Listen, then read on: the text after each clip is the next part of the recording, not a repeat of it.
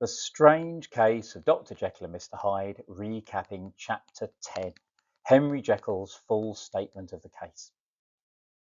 Now, it's a common structural feature of detective novels of the late Victorian period to end with a chapter in which the villain explains himself by retelling his story. Now, in many cases, this provokes a newfound sympathy for them. You'll have to judge if that's the case here. Well, it isn't.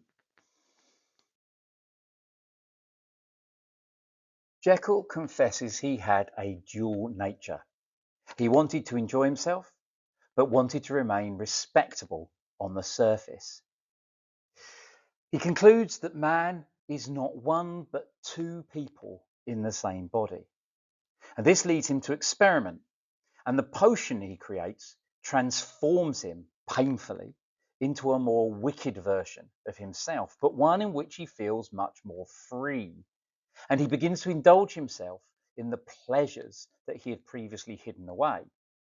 He begins to lead a double life and shows little or no concern about what he does or the people he harms. When he explains the trampling incident, he dismisses it as a problem he had to overcome. When he had to write the check, it made him decide he needed to create a separate life for Hyde. After a while, Jekyll becomes unable to control this transformation. One day, he goes to bed as Jekyll and wakes up as Hyde. So he realizes he has to choose between the two and debates whether he prefers respectability or pleasure. Ultimately, he chooses to be Jekyll.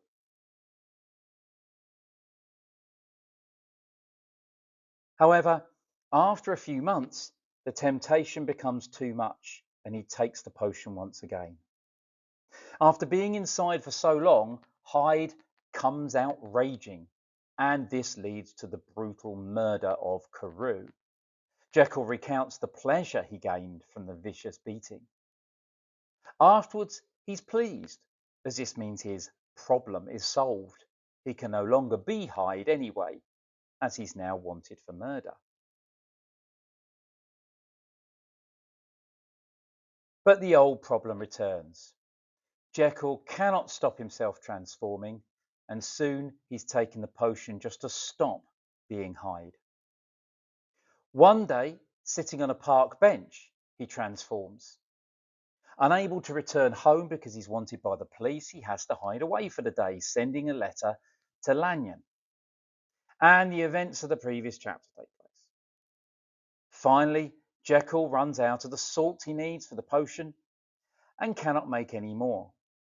He sends out to many chemists, but their salt does not work. Initially, he thinks this is because he can't find salt pure enough, but he comes to the conclusion that the original salt was probably impure, and that's the reason why it worked. The chapter ends with Jekyll waiting to be finally extinguished for good. He will become Hyde permanently and die, either by hanging or suicide, if Hyde is brave enough.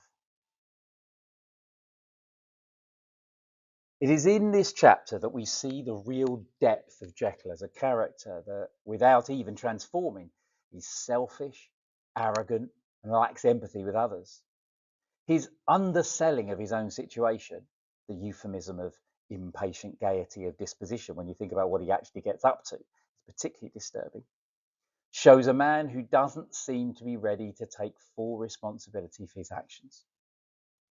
His comment about duplicity suggests that his experiment was just bringing out something that's naturally there in humanity. However, admitting that his motivations were suspect, that he could have been creating the best side of him, reveals his selfishness in desire. This is purely for himself. Once he has changed into Hyde, he speaks of his new power as though it is a separate entity to him. And the metaphor of slavery is just another way to avoid responsibility. It was all the fault of the power. Yet, probably most disturbing is the casual way he deals with the behaviour of Hyde, starting to speak of Hyde as a he rather than I, and then passing off the responsibility to him, saying that he got the pleasure but not the guilt from his actions. The fact he keeps voluntarily taking the potion, though, even after the trampling, shows how little empathy he has for the impact of his actions on others. Of course, after he loses control, this all changes and he begins to portray Hyde as the villain, although this line also reveals it's the impact on him that he found horrific, not his victims. And the comment about suffering more torments than anyone seems to forget what Carew must have gone through. Ultimately, we see that his real concern is his loss of reputation rather than ending lives and making people suffer. And by the end, he is refusing to see Hyde as even part of him. And the irony of this insult is that Hyde is essentially the child of his own actions and of him.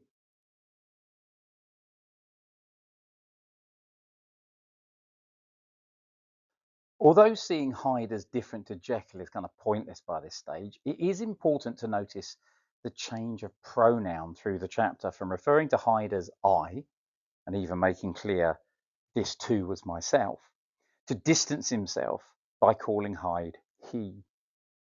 He describes how becoming Hyde made him feel freer and delights in the idea of being more wicked, comparing it to drinking a fine wine, which could be a comment on Jekyll's nature or humanity as a whole.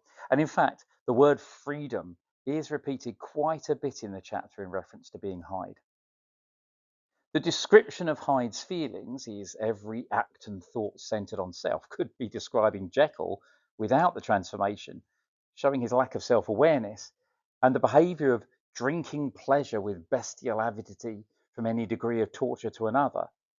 Again, emphasizes the idea of devolution, but is most notable because he continues to change, even though he knows this and understands how hated he is.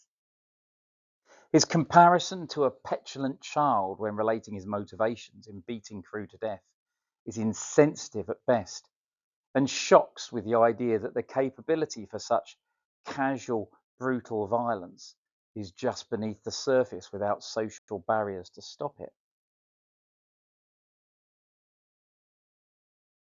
This chapter is full of descriptions of the difference between the two figures as binary opposites, as that is basically the point Jekyll is trying to make, even if we may disagree.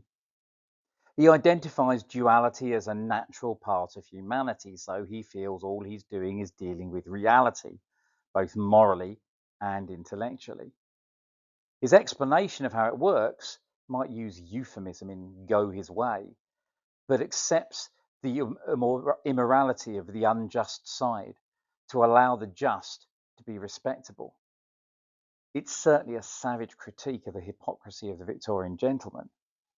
Yet his analogy of the sides as father and son portrays the evil side as just a rebellious teenager.